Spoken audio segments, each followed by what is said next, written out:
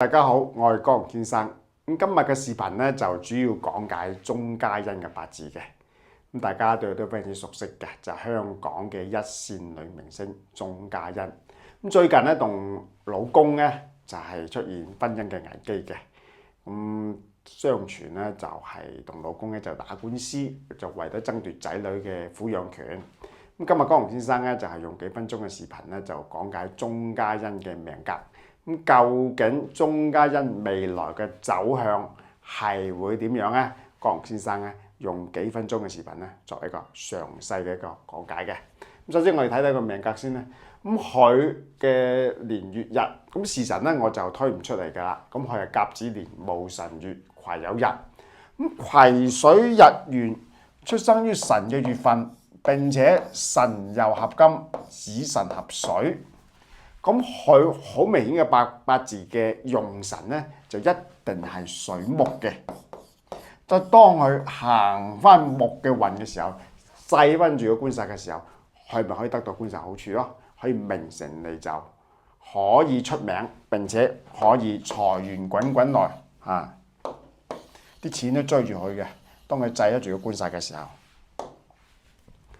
候，首先我哋睇下鐘嘉欣，佢呢個八字咧。叫辰酉合金，辰酉合金咧，呢個係夫妻宮嚟噶嘛。鐘嘉欣咧係有一個非常之重視家庭嘅，即係好有家庭觀念嘅一位女性。嗱，可以睇到㗎，個印星剛好喺正個日柱係夫妻宮，並且土生根官印相生嘅，戊癸合火，因為癸水。通常癸水日元嘅女士咧係好中意成熟穩重嘅男人嘅，通常都好容易配一個年紀比較大嘅呢個老公嘅，再加上又係官印相生，逢親八字女性嘅八字官印相生咧，都好容易配年紀好大嘅老公，所以鐘嘉欣嘅老公咧係比鐘嘉欣大13年嘅，所以呢個八字年月日咧。我可以100%話俾你聽，呢個係絕對係鐘嘉欣嘅正確嘅出生年月日嚇。但係時辰咧，我推唔出嚟。啱先講過，呢個八字係用水木嘅，水木同行嘅運係最好。當佢制住個官煞嘅時候啊，佢咪得到官煞嘅好處，名成利就，財源滾滾嚟。但係咧，傷官克官，容易有官非是非嘅嚇。所以一個人行運，喂。我名成利就，各方面都順順利利。但係咧，有可能咧就係你嘅屋企出現咗問題啊，或者同別人打官司啊，有咁嘅情況啊，傷官克官，所以一定要分開睇嘅。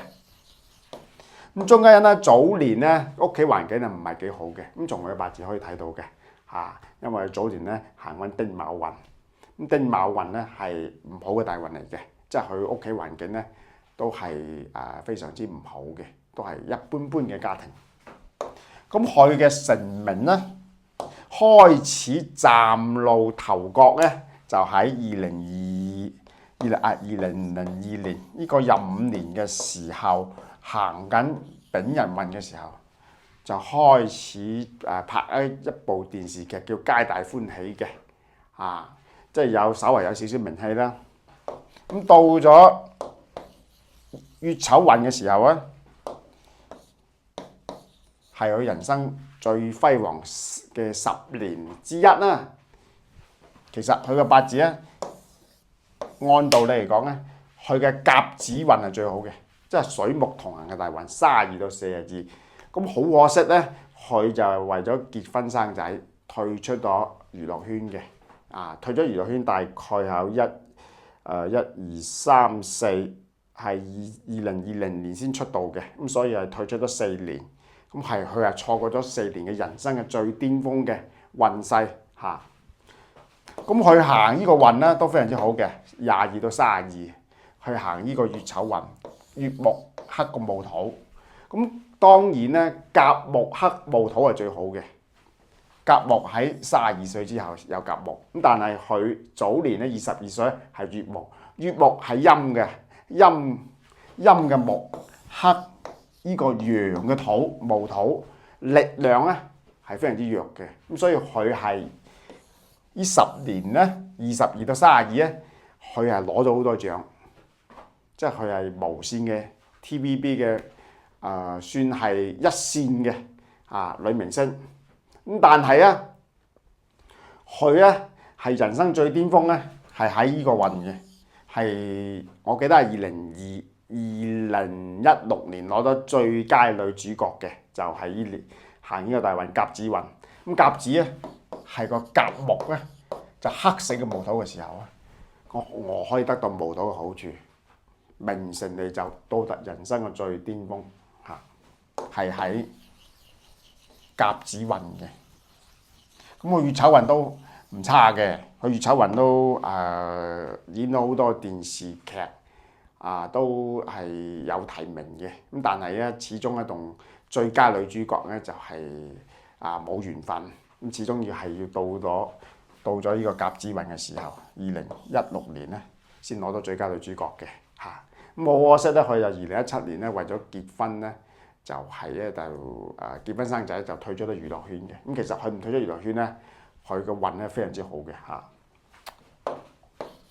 當我江先生咧就講解鐘嘉欣咧究竟同老公嘅個未來嘅走勢究竟係點樣咧，江先生咧就馬上作為一個最簡單嘅預測嘅。咁首先我哋睇睇鐘嘉欣行緊咩運先。喂，呢個運咧叫癸亥運，叫水生木，木嚟製造官煞，製咗官煞，我得到官煞嘅好處咯，名譽名氣繼續出名，賺到盆滿缽滿。咁所以鐘嘉欣未來嘅10年42到52仍然係好運嘅。並且癸水坐亥叫驛馬星，驛馬帶財，驛馬代表趯來趯去啦，即係經常兩地跑咯，有咁嘅象喺入邊嘅。咁其次呢個癸水坐住個亥，個亥咧就撐個甲木，個甲木咧坐住個亥嘅，就代表佢同個仔會分隔兩地。並且甲木好靠近個老公啊嘛，並且係天干嚟噶嘛，咁所以未來嘅我認為咧，鐘嘉欣咧係會同老公離婚，並且佢會得到2個女，老公咧係會得到個仔嘅。咁所以因為佢又坐住驛馬星嘛，佢要見到個仔咧一定要驛馬。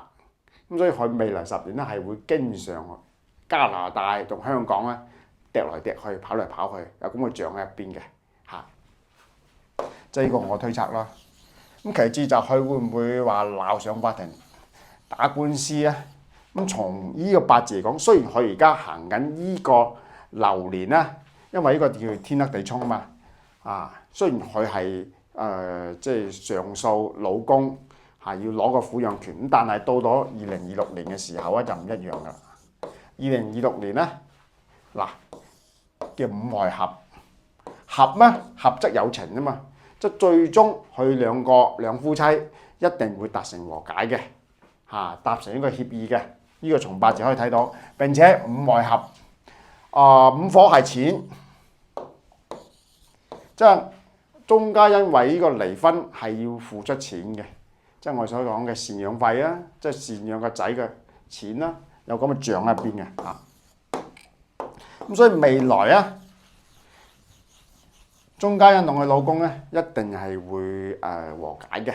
咁呢個係我江寧先生嘅個推測咁今日嘅視頻咧就講到呢個 moment， 即係如果大家有咩問題可以問我江寧先生。